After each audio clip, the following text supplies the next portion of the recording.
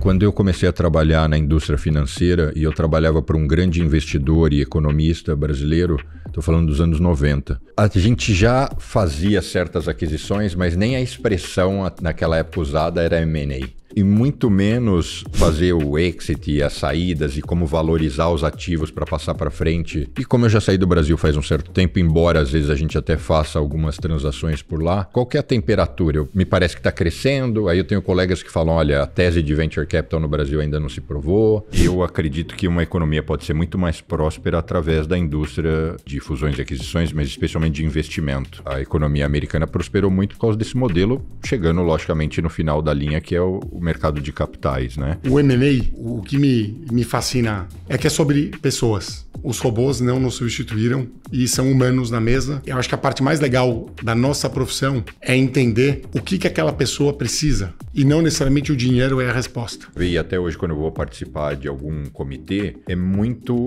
a minha avaliação do empreendedor como pessoa. Quando o cara é um tranqueira, é um problemático, não estou falando de M&A, em tudo na vida. Tem pessoas que você se aproxima e fala, esse cara é do bem, é sensato, é ponderado, que a única certeza que a gente tem na vida, nos negócios e fora, é que a gente vai ter um monte de BO para administrar, né? Eu vou pôr dinheiro na empresa do Edu. Quem que é o Edu? Edu, me conta sua história, como é que você cresceu, enfim. Essa sempre foi a minha conduta. O foco é na escalabilidade da empresa. As empresas de tecnologia escalam com muita mais facilidade do que uma empresa que eu preciso de uma fábrica, que é essa escalabilidade que vai dar um retorno de 10, 50, 100 vezes o valor investido, né? Está começando mais um Wall Street Cast aqui, direto de Nova York, no nosso estúdio na Times Square. Sejam todos muito bem-vindos. Eu sou Bruno Corano, obrigado pela audiência e pelo carinho de sempre. Se você ainda não segue o canal, uma ótima oportunidade. Não esqueça de acionar o sininho. Para quem quiser também me acompanhar nas outras redes sociais, sempre @Bruno Corano. Eu sou bem ativo no Instagram.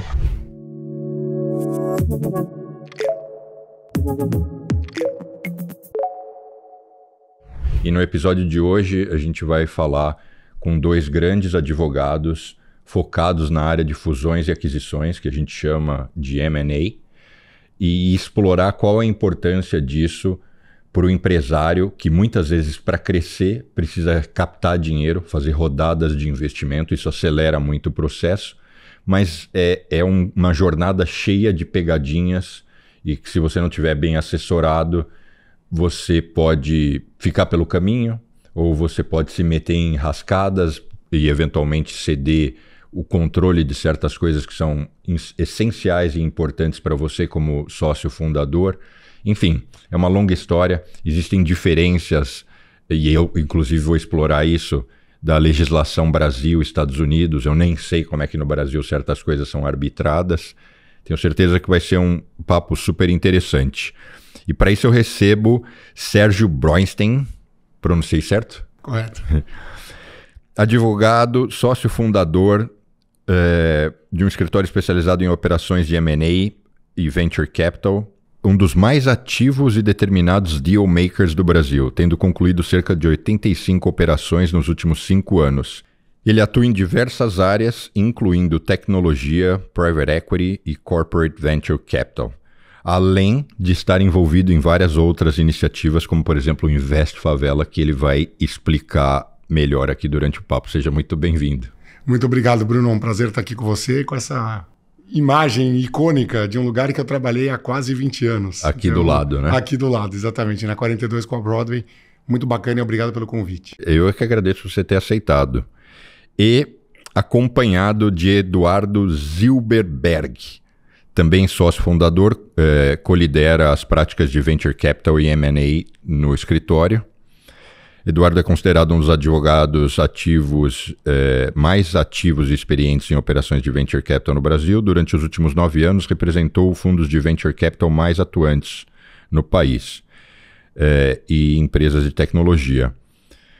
Bom, tem uma lista aqui de transações que você participou que eu acho que eu não vou nem antecipar porque ela é gigante e eu acho que a gente vai poder falar sobre isso. E você também morou aqui em Nova York. Seja muito bem-vindo, Eduardo. Muito obrigado, também é um prazer estar aqui depois de um tempo e sou admirador aí do seu trabalho, super privilégio estar aqui hoje e ter esse papo. Eu é que agradeço. Vamos começar... Fiquem à vontade para vocês também irem dando pitaco aqui na conversa. Vamos começar explorando o seguinte: como é que está o mercado de fusões e aquisições no Brasil? Quando eu comecei a trabalhar na indústria financeira, e eu trabalhava para um grande investidor e economista brasileiro, estou falando dos anos 90, a gente já fazia certas aquisições, mas nem a expressão naquela época usada era M&A.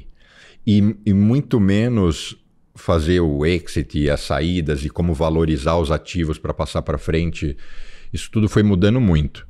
E como eu já saí do Brasil faz um certo tempo, embora às vezes a gente até faça algumas transações por lá, eu nunca sei ao certo qual que é a temperatura. Me parece que está crescendo, aí eu tenho colegas que falam, olha, a tese de Venture Capital no Brasil ainda não se provou. Qual que é a real? Que banda toca lá? Bom, eu acho que o mercado, o M&A, né, como a gente fala, está sempre acontecendo.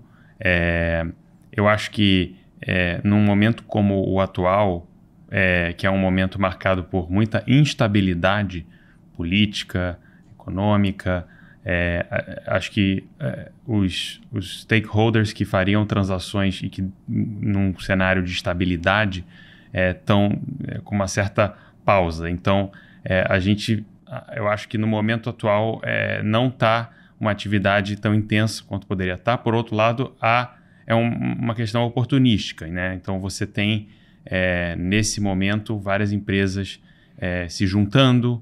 Então você tem M&As estratégicos e oportunísticos, mas não é um momento como em 2021, por exemplo, quando estava muita atividade, né? Muitas operações. Então acho que está um momento de cautela, mas com certeza estamos trabalhando aí em várias operações de M&A, mas elas são mais oportunísticas do que mas esse mercado cresceu geral. Nesses últimos 10, 20 anos? No Brasil, esse mercado cresceu? A tendência é de crescimento. Eu acho que a gente tá cedo no ano para tirar conclusões ainda, para ver como vai ser esse ano. Mas acho que é o otimismo cauteloso, né? Para a gente ver como vai ser o ano. Sérgio, vocês se dividem, cada um cuida mais ou menos de uma parte desse processo ou não? Sim, com certeza. A gente criou o escritório para ser o que a gente considera um one-stop shop em relação a operações societárias, operações de M&A e Venture Capital. E a forma como a gente se dividiu é em relação justamente a cada um dos estágios de maturação das companhias e dos fundos em relação a como eles alocam o seu capital. Vou te dar um exemplo. Você tem um cenário que a gente chama de early stage, ou início de uma consideração em relação a uma captação de recursos por parte da companhia, em que você tem uma rodada desde o investimento anjo, que é conhecidamente feito por aqueles 3 Fs, Family, Friends and Fools, em que a empresa toma algum tipo de dívida inicial para tirar a ideia do papel. Você tem um pre-seed, um seed e você começa as rodadas. Essa primeira etapa do crescimento das companhias, que é o início mesmo do Venture Capital, a gente se divide com uma equipe 100% dedicada para esse tipo de transação. Quando a empresa se torna mais madura, ela já provou o seu conceito, já teve a sua POC, já tem um modelo de negócios absolutamente provado, e ela está num momento de expansão, seja nacional ou internacional, ela passa para um estágio de rodadas maiores e, juntamente com isso, ela passa a participar, eventualmente, de alguns M&As de consolidação. Seja por meio de compra de ativos, seja por meio de compra de pessoas. Então, passou a ser, nos últimos anos, também comum a gente fazer o que a gente chama de acqui-hire, em que você está adquirindo talentos, basicamente os cérebros de uma eventual empresa a ser adquirida, para trazer para dentro do seu time de desenvolvimento ou pessoas em posições muito chave e estratégicas para o crescimento do negócio. Dando participação. Dando participação, mas eventualmente pagando um preço para fazer com que essas pessoas tenham interesse e tenha, de fato, atratividade em relação ao negócio. Mas, de fato, a gente se divide. Quem passa a ser muito especialista em Venture Capital passa a entender todos esses termos, seja de operações efetivamente locais ou operações que são cross-border, multijurisdição, que é uma forma diferente de se conduzir uma transação quando a gente está falando de um M&A, seja um M&A de aquisição ou seja também um M&A de saída, que é o estágio final ou o estágio de conclusão daquela jornada empreendedora. E o que muito se faz, e talvez essa foi uma das chaves do nosso momento de criação do escritório, é que a gente enxergou uma oportunidade no Brasil de trabalhar com especialistas que sabem distinguir o que é uma operação de venture capital de uma operação de M&A.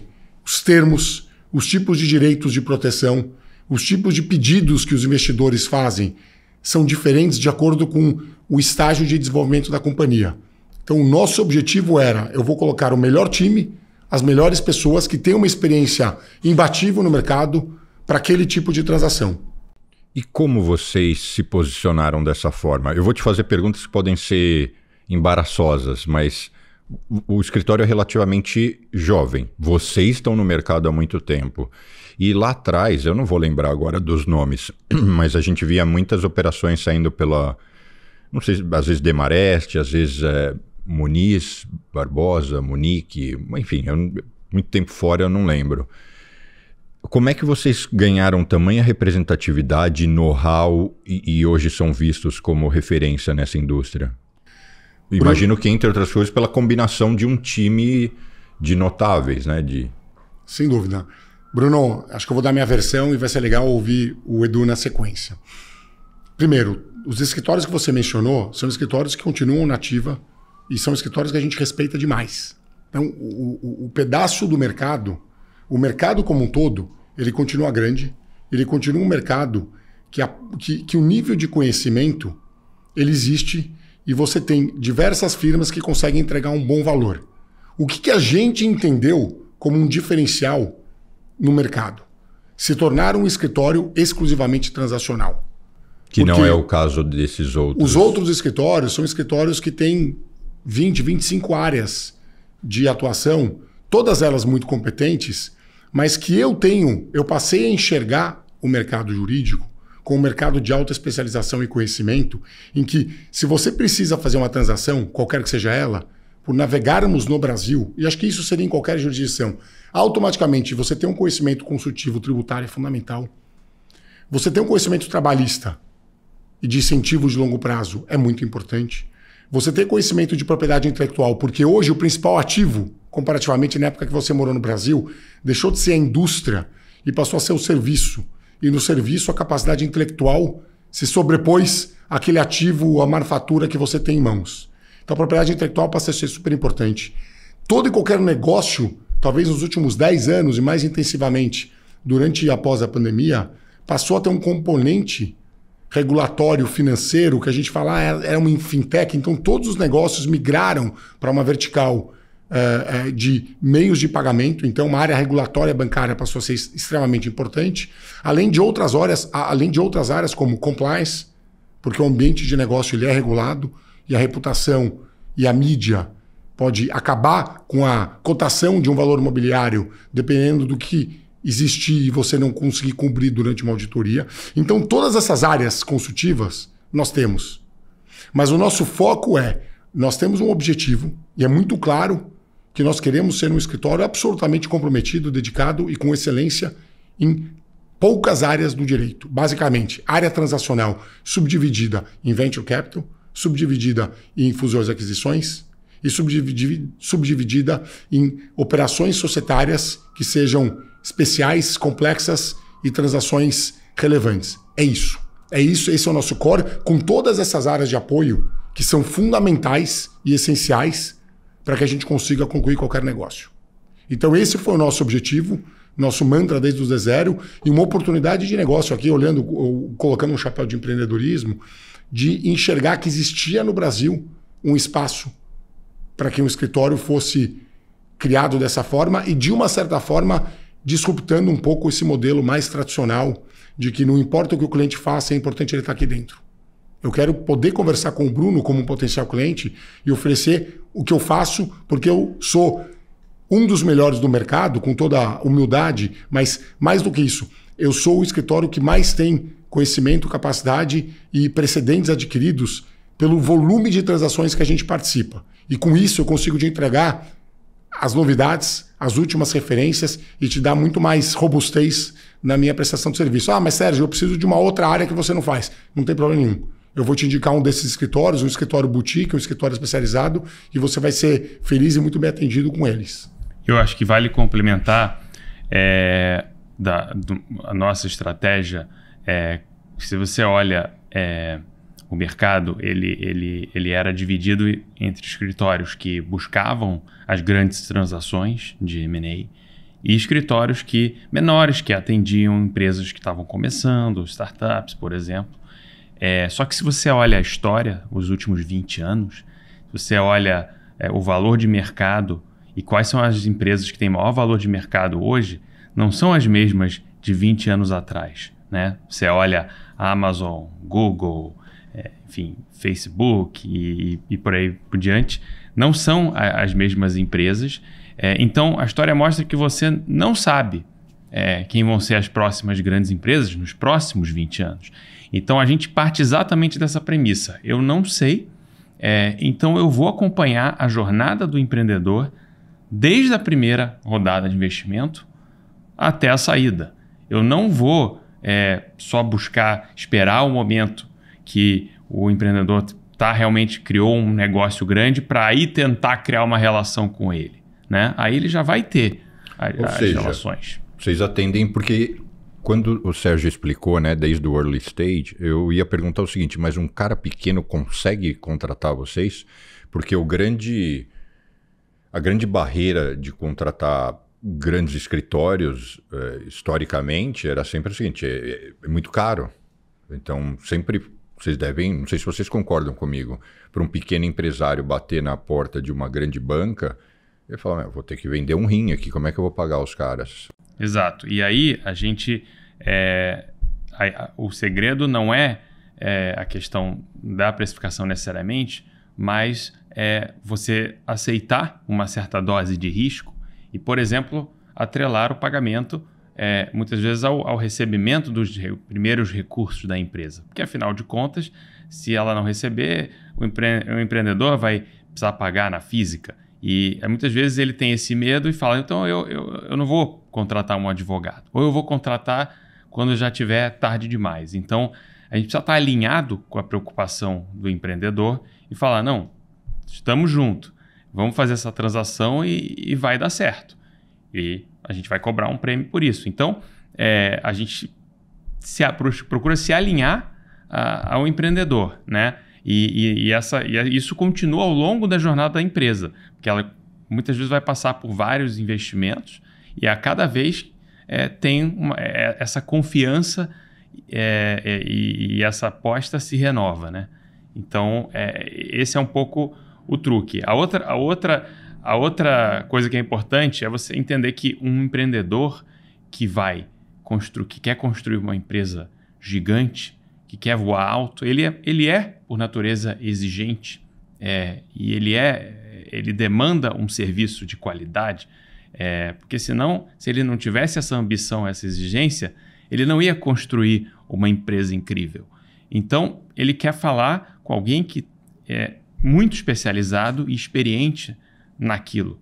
Ele não vai ser facilmente enganado e conversar com alguém que não tem a menor experiência ou é muito júnior. Naquele momento, desde o primeiro momento da concepção da ideia, é importante o envolvimento do sócio e da pessoa que mais entende, que mais tem experiência naquele assunto. E isso só funciona se você monta um modelo que parte do pressuposto que qualquer empresa pode virar uma grande empresa, né? E faz uma aposta nesse sentido. E como vocês se promovem de uma certa forma? As pessoas tomaram conhecimento do escritório e da união de vocês, imagino, por exposição social. Presença na Endeavor, presença, suponho eu, em eventos e outras coisas. Foi assim que vocês começaram a ganhar mais projeção? Imprensa? Acho que eu talvez dividiria todos os esforços e uma série de iniciativas. Primeiro de tudo, eu acho que o nosso grupo de sócios fundadores, como você colocou, já atuava no mercado há muitos anos. Então, vou te dar o meu exemplo. Eu me formei como advogado em 99 e nós abrimos o escritório em 2021. Então, foi um movimento já de consolidação da minha carreira em outras casas excepcionais, mas que em algum momento, para o Sérgio Bronstein, deixou de fazer sentido aquele lugar. E não foi por um demérito, muito pelo contrário, foi talvez por uma busca ou por uma obsessão minha em relação a buscar um tipo de atendimento e uma relação de trusted advisor com as minhas clientes, com os meus clientes. O Eduardo, como ele mesmo colocou na história dele, já tinha também essa experiência. O Pedro, o Guilherme e todos os nossos sócios são sócios que têm pelo menos 20 anos de mercado.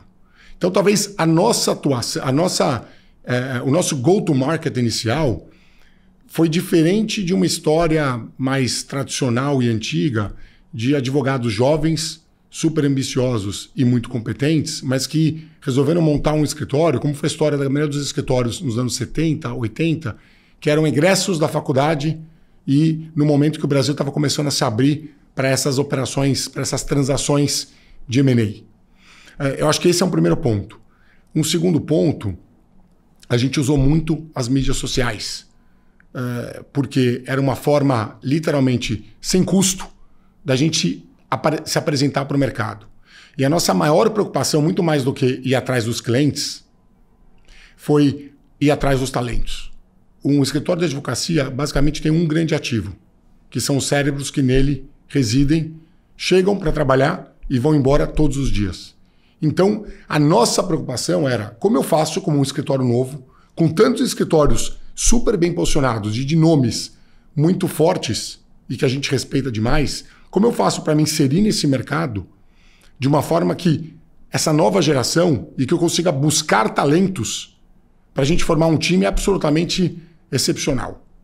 Então, a mídia social, por meio de LinkedIn, ajudou muito a consolidar o nosso nome, também por um momento na vida. A gente é obsessivo pelo que a gente faz, a gente tem competência, a gente trabalha mais que os outros, a gente quer trabalhar mais que os outros. Então, nosso objetivo, a gente fala no escritório, queremos ser campeões olímpicos. A gente não quer simplesmente participar da Vila Olímpica.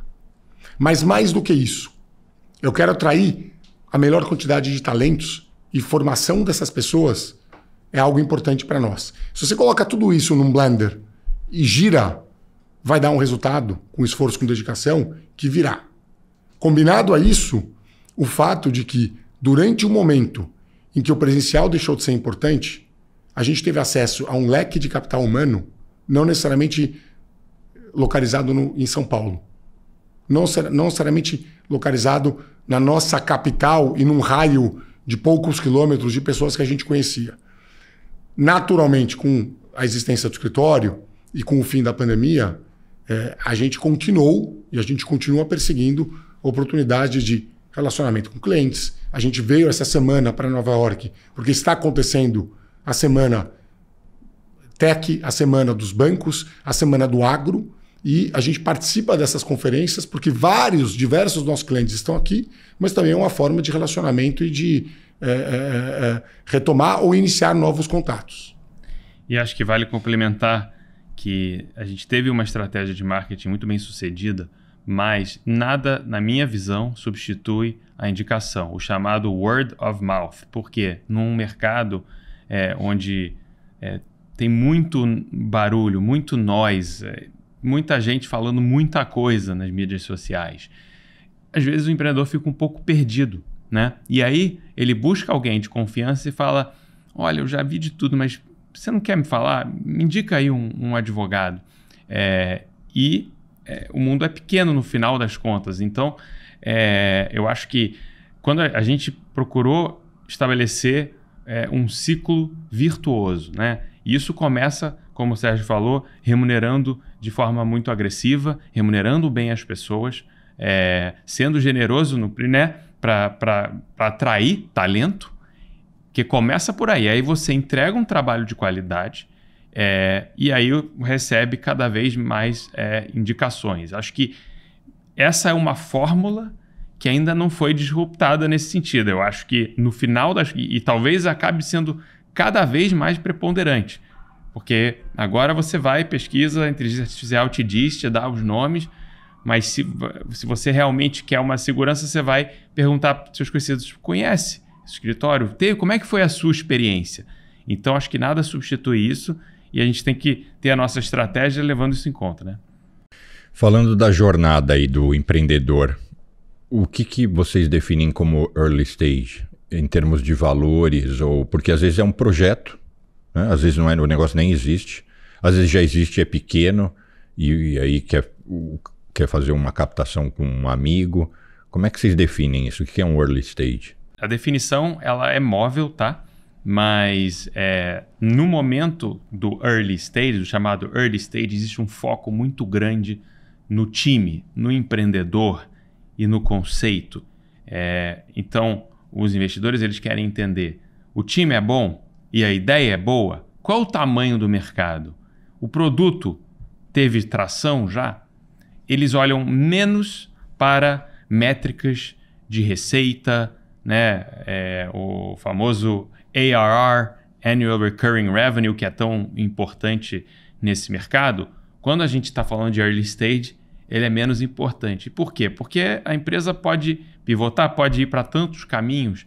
É muito cedo para você olhar, às vezes, quanto que a empresa está faturando, né? Então, eu acho que essa é a principal divisão. Depois você tem subdivisões, né? O pré-seed, o seed, uma série A, por exemplo.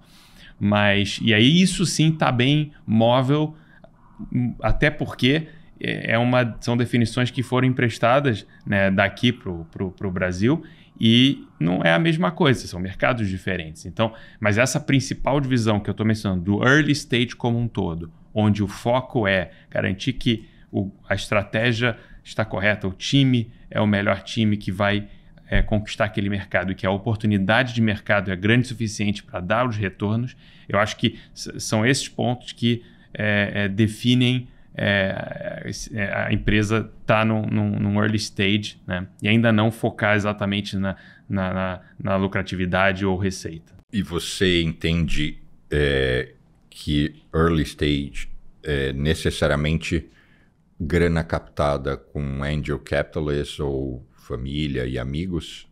Não, eu acho que... Ou às vezes já pode ser um fundo? Já pode ser um fundo, sem dúvida. Se você faz uma série A, isso geralmente já inclui algum investidor institucional e já não é mais família e amigos. Mas ainda é early stage. Ainda é early stage, exatamente. Tá, mas já não é...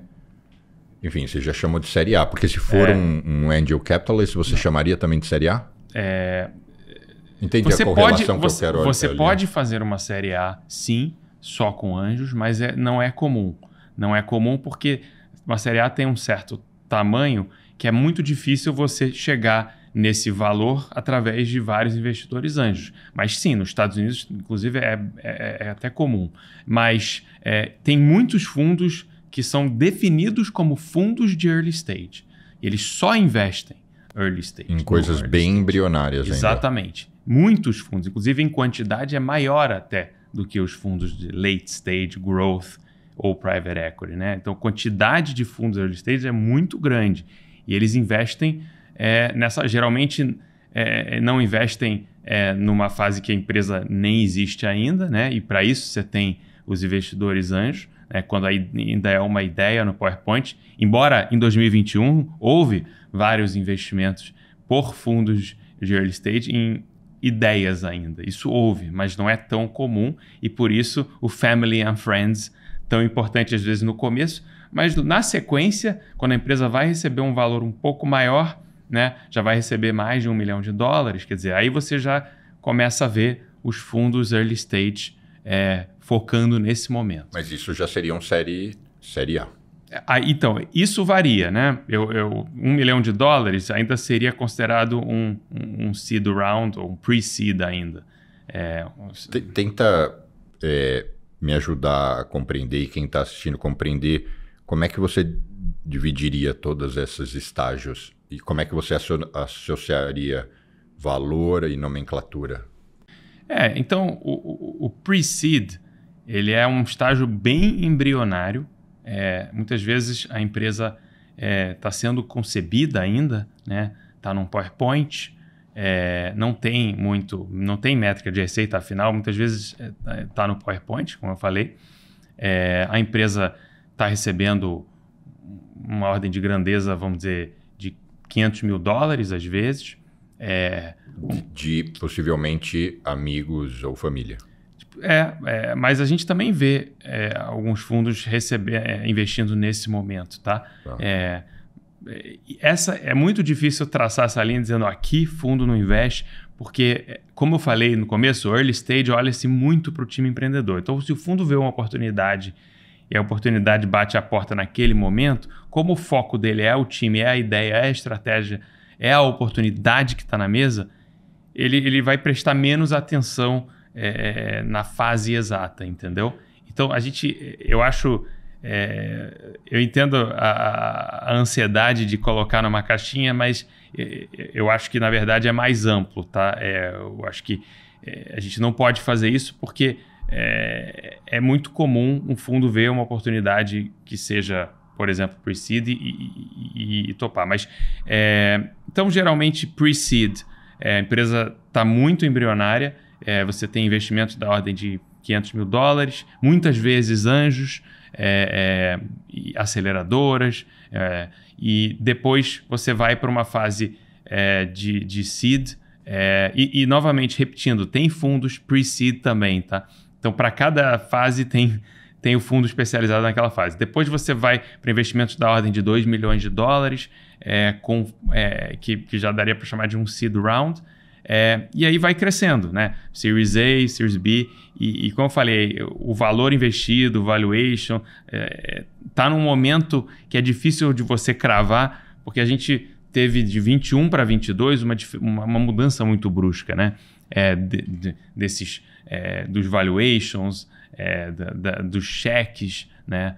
A gente tem um momento de crise de liquidez nessa fase embrionária, no momento agora no mercado, então muito difícil cravar, mas acho que volto para aquela minha definição inicial de early stage como um todo, quando o foco ainda não é a lucratividade ou a receita recorrente da empresa.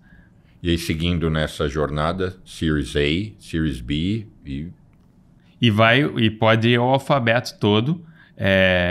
Enfim, a gente já vimos várias séries A, B, C, D, e é muito comum, chegando na série D, já ter algum tipo de saída, mas a gente tem empresa... Saída do investidor? Saída de todo mundo, uma venda de 100% da empresa, um M&A. Quando você fala Series A, B, etc., vão mudando o perfil dos fundos, mas ainda são fundos de venture capital, e onde que, se é que dá para se apontar, onde entra o private equity? Olha, essas linhas, elas estão se misturando, tá? Isso hoje não tem como não dizer isso. Então, você tem fundos de private equity que estão indo mais para o early, buscando essas oportunidades, buscando chegar na frente, e você tem fundos que tradicionalmente investiam numa fase muito embrionária, um pouco mais receosos e querendo ver um pouco mais de tração, tá?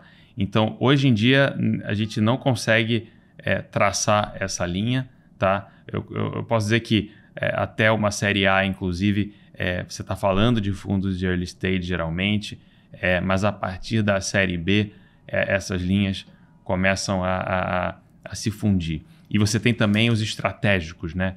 Investidores estratégicos que cada vez mais estão olhando também para essa oportunidade de investir logo cedo, ficar próximo da empresa para uma potencial aquisição estratégica. Então, não é só venture capital, private equity, você tem estratégicos, você tem os CVCs, né? Empresas que montam essas iniciativas e já começam a investir a partir de uma certa fase. Sérgio, todos os setores você vê essa movimentação? Porque eu vou dar um exemplo. Eu tenho um colega aqui em Nova York e ele representa uma entidade que congrega fundos de venture capital. a maior entidade aqui americana que congrega os fundos. E ele fala o seguinte: Bruno, Venture Capital hoje é só tech. Se o cara não for tecnologia, putz, não, é muito difícil captar. E eu discordo dele. Eu falo, mas eu vejo, né, outras operações. Qual é a sua visão? No final das contas, para mim, a tecnologia ela é embedded na atividade da companhia. Então não é sobre a tecnologia em si, mas é a capacidade que uma empresa tem, por meio da utilização de ferramentas de tecnologia, e agora se fala muito em inteligência artificial, como ela consegue acelerar os seus processos e entregar mais valor num custo menor, inclusive de capital humano, por meio do uso de tecnologia. Então, se você pegar, na verdade, empresas como o Uber, como o iFood, são empresas que prestam um serviço não necessariamente de tecnologia. Você está pegando um sistema de ride-hailing, ou seja, um carro para te transportar de um lugar para outro, ou a compra de um produto necessário para você, só que você tem uma tecnologia embutida na prestação de serviço que torna essas empresas consideradas como tech companies e, naturalmente, isso muda um pouco a forma de precificação do ponto de vista de múltiplo de EBITDA, de geração de lucro e a capacidade que ela tem de dominância desse mercado. Então são novos negócios, mas que tem uma tecnologia aplicada de uma forma muito distinta. Sobre o tema, pensando muito aqui na conversa de vocês, sobre o tema de Venture Capital, Private Equity, nessa linha do Edu, para mim, no final do dia, a gente está falando de uma indústria de alocação de recursos, em que você tem o Venture Capital como negócios que serão investidos com menos certeza e menos garantia de assertividade naquele investimento, portanto, o prêmio do seu... por conta de um risco maior, o seu prêmio de retorno tem que ser correspondentemente maior, ao passo que a indústria de Private Equity, essencialmente ou historicamente, ela sempre investia em negócios mais maduros, com geração de caixa de uma certa forma comprovada, com uma governança um pouco mais compreendida. E naquele momento, o fundo de Private Equity passava a entrar com a sua capacidade organizacional e de agilidade nos processos e de governança para levar a companhia para um outro patamar. A gente está falando do mesmo dinheiro, de capital privado, mas você passou a segmentar essa indústria de acordo com o chapéu da alocação daquele gestor por um maior conhecimento ou uma maior especificação naquela indústria. Faz sentido? Não, faz total sentido. E só complementando que o foco é na escalabilidade da empresa. Acaba sendo uma coincidência que as empresas de tecnologia escalam com muita mais facilidade do que, né, uma empresa que eu preciso de uma fábrica e por aí em diante. Então, eu acho que o foco principal é na escalabilidade, porque é essa escalabilidade que vai dar um retorno de 10, 50, 100 vezes o valor investido, né? Eu vou traduzir isso e aí para o público que é mais leigo, né? E eu quero que vocês deem um pitaco se vocês entendem que essa minha forma de verbalizar faz sentido. Eu sempre costumo explicar o seguinte: um fundo de venture capital ele não vai investir em você porque ele quer que essa empresa dê lucro e ele vai ficar com você 50 anos. No fundo, ele não quer saber da sua operação. Ele só quer que aquela fração que ele comprou se valorize o quanto antes para alguém vir e comprar a parte dele e ele operar o ganho dele e seguir o caminho dele para encontrar outras empresas. Então, no fundo, é isso. É uma aposta de risco versus prêmio, né, dessa história, e não a atividade fim. Porque a mentalidade de quem não está nessa indústria, do empresário, como é que o empresário empreende? Ele fala, eu vou montar uma rede de supermercados porque ele vai dar ganho e eu vou ter esse negócio durante 50, 60 anos e é disso que eu vou viver. E a visão do fundo não é isso, ele não quer o negócio pelo negócio, né? Concorda? Eu vou respeitosamente discordar ou te provocar em relação à minha visão. Eu entendo o que você está falando. No final do dia, você está dizendo é um jogo de alocação de recursos e valorização. E valorização. E esse jogo é um jogo que não necessariamente é sobre o negócio em si, mas é sobre a capacidade de você apostar naquele negócio que vai te gerar um retorno. Sim, mas as coisas mudam, elas mudam rápido. E eu vou te explicar por que eu enxergo dessa forma. Todo e qualquer fundo, ele sabe, pela natureza do venture capital, que a gente está num estágio inicial de provação de um negócio, que o fundo precisa que uma ou duas empresas deem muito certo, ou deem certo, contando com o fracasso de, eventualmente, a imensa parte daquele portfólio, daquele vintage que a gente chama, daquele grupo de empresas selecionadas naquele período de investimento pelo fundo.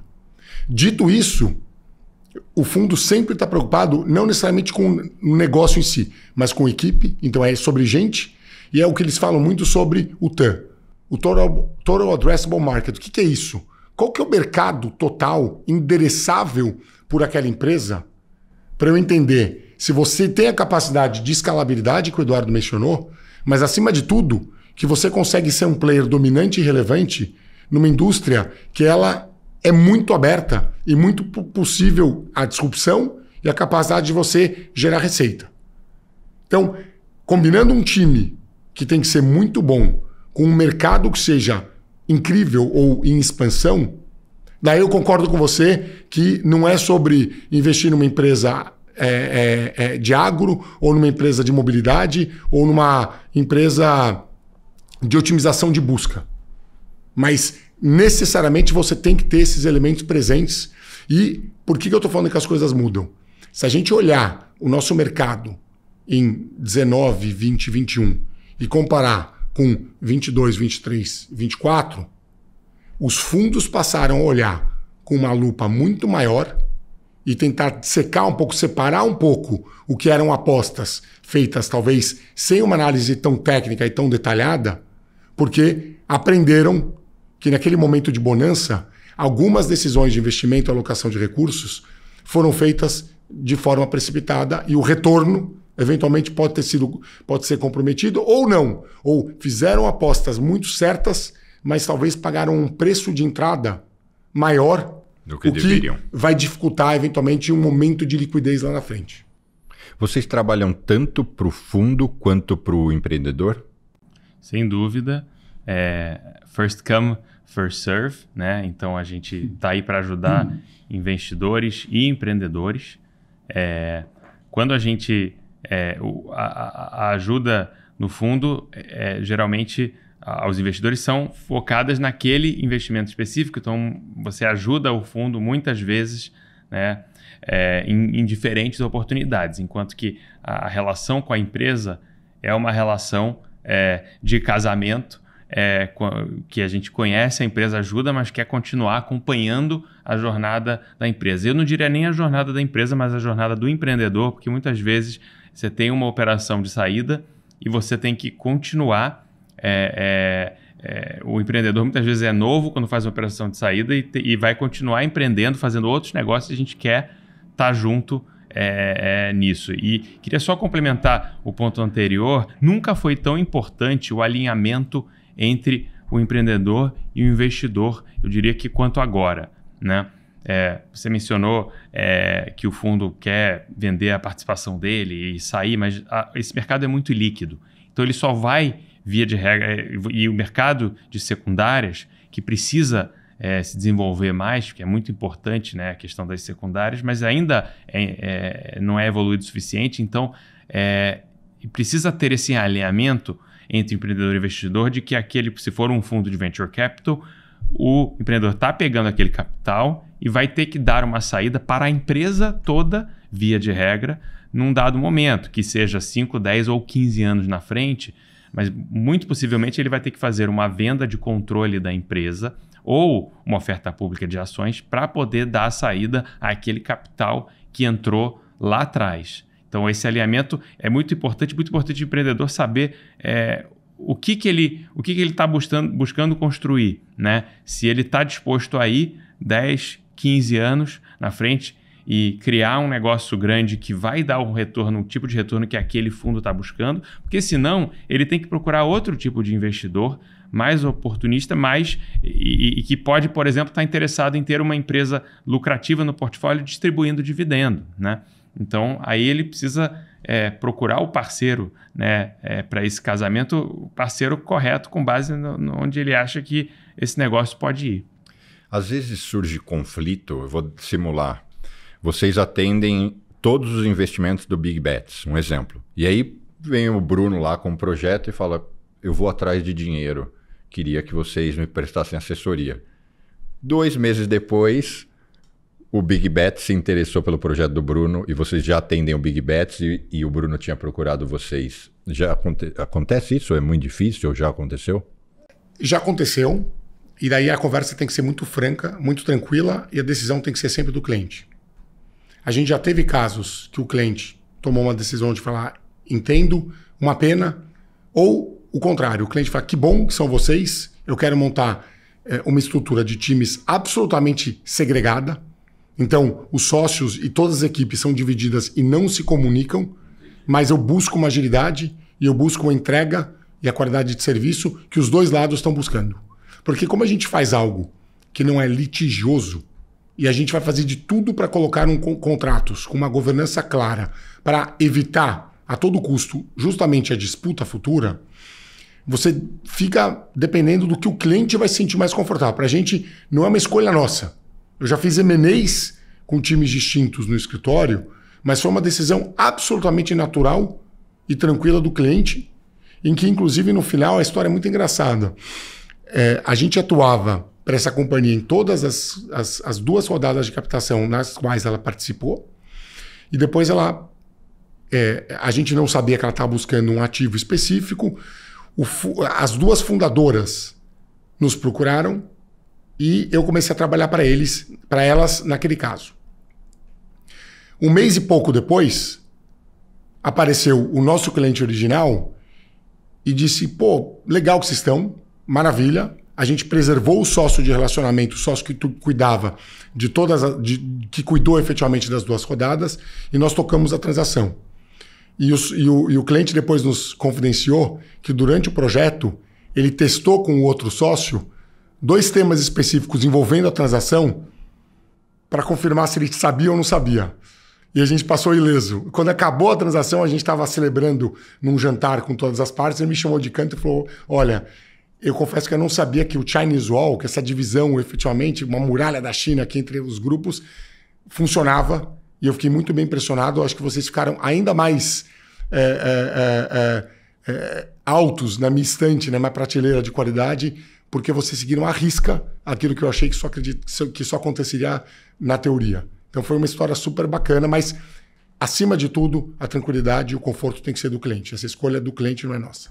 Agora, você tocou no ponto, acho que um dos pontos centrais dessa história, que vocês existem, ou o foco de vocês é evitar o litígio. Onde que a coisa dá ruído, sai do trilho nessa relação? Porque muitas vezes é uma relação por vários motivos. Eu acho que eu não comentei isso nem na live, nem hoje, mas eu já, dentro da minha operação, a gente já teve o próprio fundo de Venture Capital. E dá muito trabalho, é muito custoso. Então, hoje a gente aporta em fundos de VC. Então, muitas coisas do que vocês falaram aqui eu não quis nem interromper, né? Mas isso de a gente olhar a relevância de mercado, posicionamento daquele player, se ele já é existente ou não, ou do time, tudo isso concordo. Uma outra coisa que eu sempre observei, e até hoje quando eu vou participar de algum comitê, é muito a minha avaliação do empreendedor como pessoa. Porque em algum grau, quando o cara é um tranqueira, é um problemático, por mais que esteja ali redigido, potencializa, dificulta. E quando você tem pessoas, mesmo não estou falando de M&A, em tudo na vida. Tem pessoas que você se aproxima e fala, esse cara é do bem, esse cara é sensato, é ponderado, é consciencioso, então tudo fica mais fácil. Porque a única certeza que a gente tem na vida, nos negócios e fora, é que a gente vai ter um monte de BO para administrar, né? Na família, com os filhos, nos negócios. Então eu sempre observei muito isso. Quem é o cara? Vou pôr dinheiro na empresa do Edu. Quem que é o Edu? Edu, me conta essa história, como é que você cresceu, enfim. Essa sempre foi a minha conduta. Mas aí eu queria entender o seguinte, onde é que, por mais que tenha lá as cláusulas, a coisa desanda? Acho que a resposta curta e mais óbvia é quando o negócio vai mal. Então, aí as pessoas brigam. Quando o igual negócio, casamento, acabou o dinheiro. Quando o negócio, a gente gasta muito tempo fazendo esses contratos, né, entre empreendedores e investidores, e a gente sabe que quando o negócio está indo de vento em popa, ninguém consulta o contrato. Quando o negócio começa a ir mal, a gente começa a receber as ligações. Como é que está aí no contrato dizendo eu posso vender? Então, geralmente é assim, o negócio vai mal, começa o estresse, né? E tem brigas que são mais diretas e brigas que são indiretas. Então, como você bem falou, você precisa conhecer o empreendedor e vice-versa também. Não é só conhecer em quem está investindo. O empreendedor precisa conversar com outros empreendedores para entender como é que aquele fundo se comporta. Quem daquele fundo vai sentar no meu conselho? Que também são pessoas. Que também podem ser tranqueiras. Também são pessoas. Então eu preciso entender para tentar... E os fundos gastam bastante tempo conhecendo as pessoas.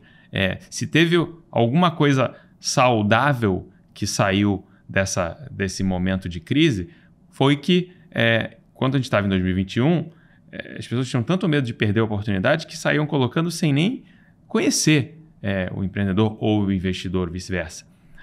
Agora não. Eu vejo as pessoas gastando mais tempo para se conhecer, que é fundamental. Então, obviamente, que se um dos dois lados não é ético,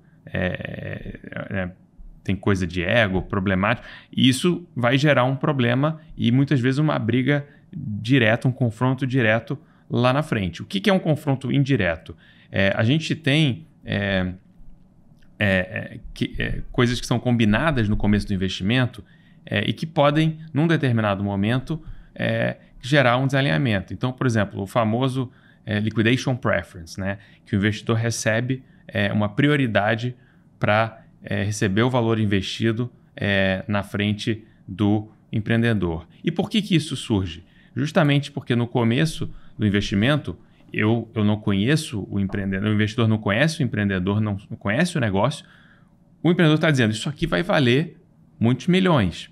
Bom, se você está dizendo que vai valer, então me garante. Como? Garantindo que antes de você receber qualquer coisa, eu vou receber meu dinheiro de volta. Porque senão, no dia seguinte do investimento, eu posso vender a empresa, o empreendedor já vai fazer um dinheiro e o investidor só vai receber o dinheiro de volta sem juros. Então, esse é um exemplo de uma ferramenta que ela é saudável, ela foi criada para colocar em equilíbrio as duas partes, mas você vê um momento atual de mercado, por exemplo, e no mercado brasileiro o dólar foi de 3 para 6, né? Então, às vezes, esse instrumento acaba gerando um desalinhamento com relação ao momento e ao valor de saída da empresa, né? E aí você gera impasses entre empreendedores e investidores, porque o empreendedor muitas vezes fala, agora eu quero vender a empresa, cansei. Só que o valor pelo qual a empresa pode ser vendida é um valor que, se vendida, o dinheiro ia todo para os investidores. Mas ele sabia dessas condições, sabia. Né? Ou seja, não é uma surpresa. E ele também, o empreendedor, assim como o investidor, sabem dos riscos, né? Exato. Não, tudo é combinado, não sai caro, como dizem. Mas você perguntou quais são, né, qual o momento que entra o conflito. Então, a empresa indo mal, por que a empresa vai bem? Não tem essa discussão de liquidation preference. Ao contrário, né? Querem ficar. E ninguém não vai nem se aplicar a cláusula. Quando a empresa vai mal, aí começa a gerar esse tipo de desalinhamento, né? Seja porque os nervos estão à flor da pele, ou seja porque os incentivos econômicos começam a se chocar. Eu vi uma vez uma empreendedora e era um momento que ela tinha três memorandos de entendimento na mesa. E ela precisava tomar uma decisão e ela estava com muita dificuldade. E ela resolveu fazer um teste de uma forma involuntária. Mas ela tinha, num final de semana, ela teve um problema na companhia. O sistema ficou fora do ar. E ela estava desesperada para resolver. E o CTO, o Chief Technology Officer, ou seja, o diretor de tecnologia daquela empresa, talvez a principal pessoa, não estava disponível porque passou por uma cirurgia e ela não tinha um plano B. E ela acionou os 3 potenciais fundos interessados em investir. Como era no fim de semana, era um domingo, se não me engano, final da tarde, começo da noite, 2 deles não responderam. E um deles não só respondeu, como fez uma ligação com ela e indicou o CTO de uma das empresas investidas para ajudá-la antes mesmo de ter um term sheet. No dia seguinte, ela sabia com quem ela queria fazer um negócio. Ainda somos seres humanos. Sim. Existe empatia, existe necessidade de você ter, junto com o carimbo do dinheiro, o que a gente fala de uma indústria de smart money. E acho que o smart money, para ela, veio naquele momento. Bom, esse assunto, todo esse assunto, né, me fascina porque eu acredito que uma economia pode ser muito mais próspera através da indústria de fusões e aquisições, mas especialmente de investimento. Não, logicamente, é sabido, a economia americana prosperou muito por causa desse modelo, chegando, logicamente, no final da linha, que é o mercado de capitais, né?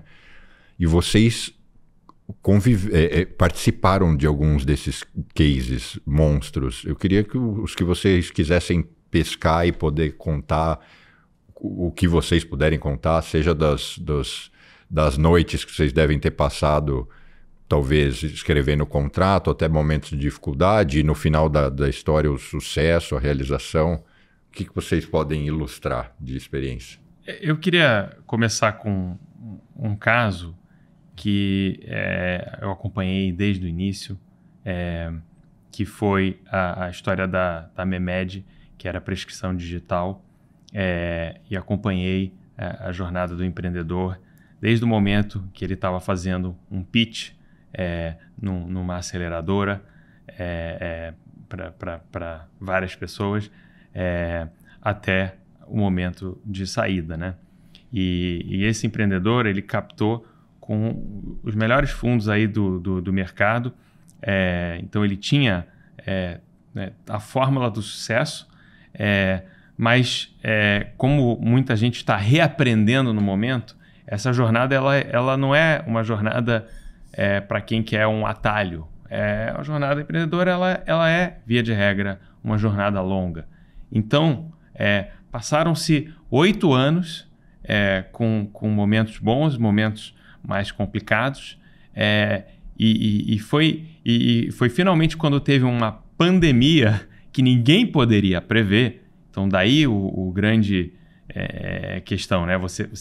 No fim você não pode prever esse tipo de coisa. A pandemia fez com que as farmácias aceitassem amplamente a prescrição digital e a empresa passou a valer 10 vezes mais no dia seguinte, teve uma história de sucesso, mas ao longo da jornada, né, eu tive muitas conversas com esse empreendedor, muitas delas difíceis, tarde da noite, e tem que estar junto na alegria e na tristeza, né? Na riqueza e na pobreza, na saúde e na doença. Então, eu acho que o mais legal foi, assim, esse é um pouco o meu objetivo, seguir a jornada empreendedora e estar junto na saúde e na doença.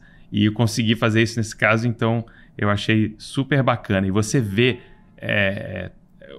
investidores, empreendedores felizes e o mundo melhor, né?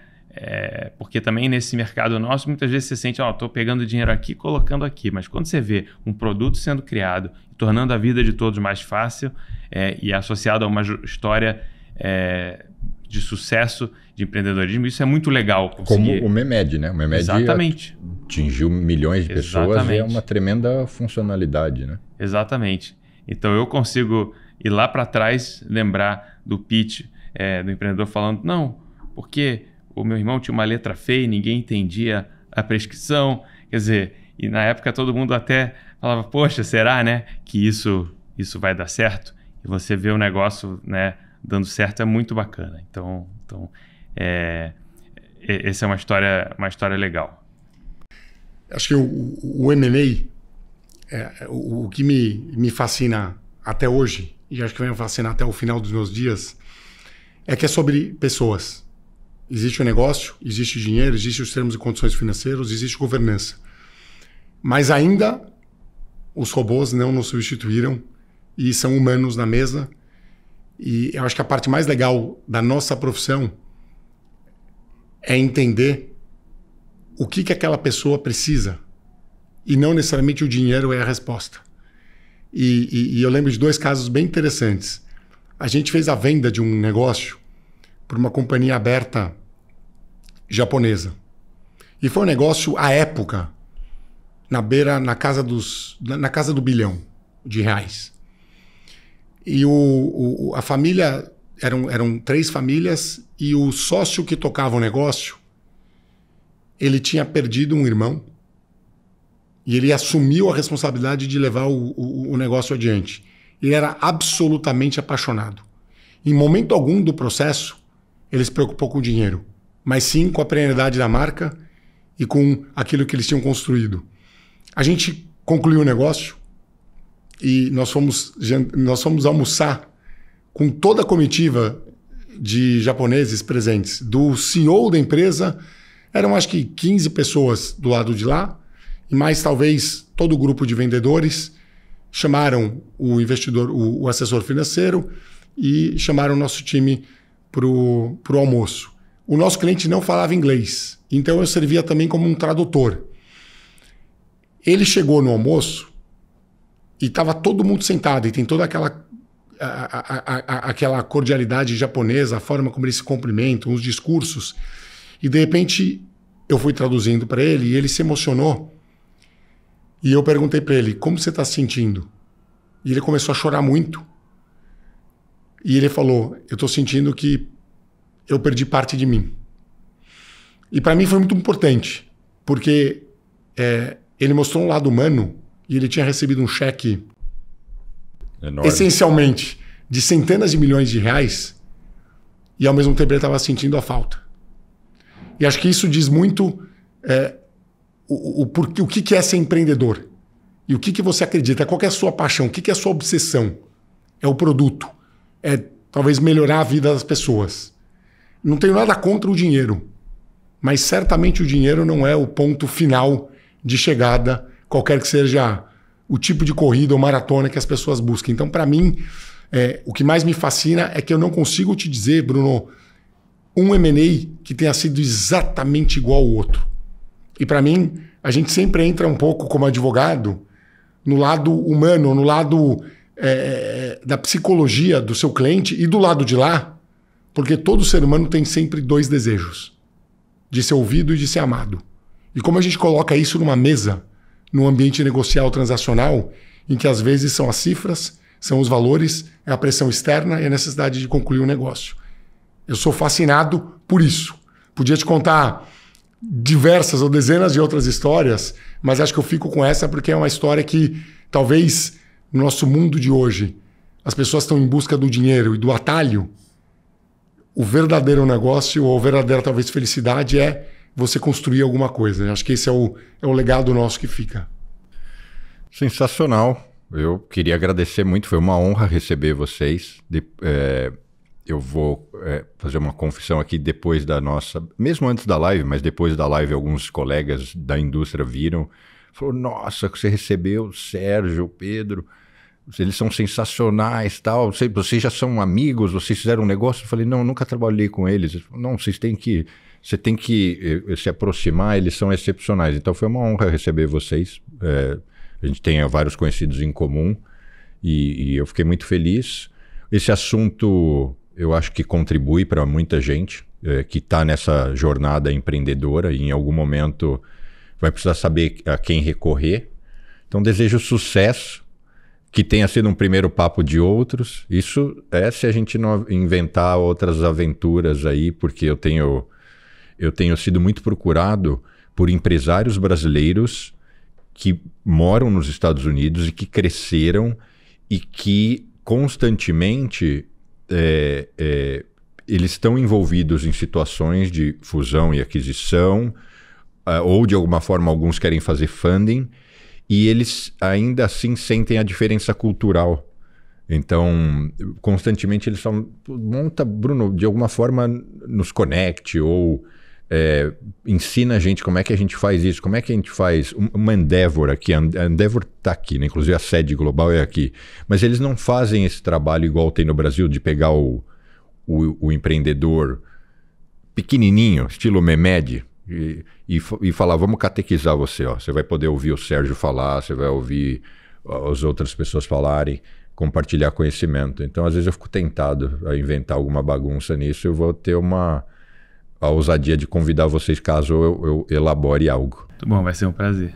Então, muitíssimo obrigado. A gente que agradece, a energia aqui é alta. É um prazer a gente estar aqui em Nova York, talvez no centro do coração de Manhattan. A gente começou a acompanhar teu trabalho e, de fato, a gente não se conhecia, mas aquele nosso primeiro contato foi muito legal.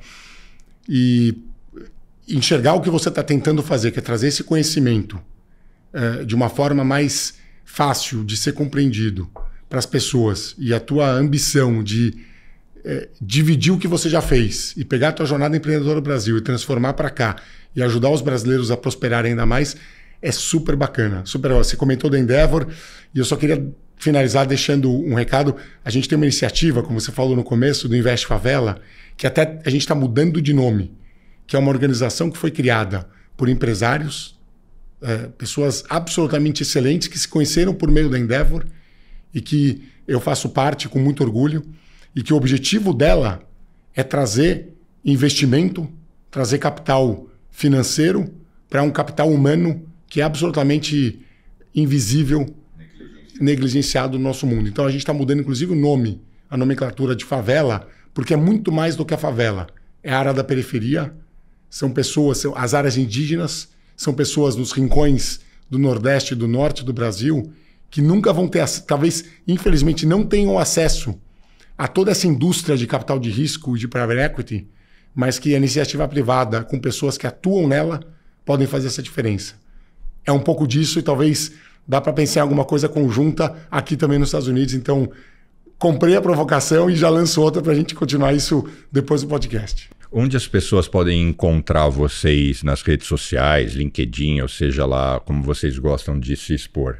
A gente tem no LinkedIn, no site, é super fácil. E como pessoa física e escritório? Sim, sim. Se quiser mencionar, por favor, os endereços para as pessoas. O nosso escritório é o BZCP, Bronstein, Zuberberg, Schuer e Potenza. Mas do ponto de vista de branding, com esses nomes, e porque a OAB exige que seja o sobrenome dos advogados que criaram o negócio, então bzcp.com.br. A gente é ativo do ponto de vista empresarial nas mídias sociais, principalmente no LinkedIn, que é uma mídia mais profissional. Eu particularmente atuo também só no LinkedIn. Pode me chamar de dinossauro, mas eu não tenho Instagram, não tenho TikTok, por uma questão até de preservação e para ter mais o tempo face a face, inclusive tirar um pouco as telas, porque a vida é aqui, não é na telinha. Sensacional. Então, muitíssimo obrigado, sucesso e que a gente se reencontre em breve. Muito obrigado, Bruno. E obrigado a você que nos acompanhou até aqui. Espero que vocês tenham gostado. Obrigado pelo carinho, pela audiência. Deixe seu like, por favor. Não esqueça de seguir o canal, acionar o sininho e nos vemos a semana que vem. Obrigado.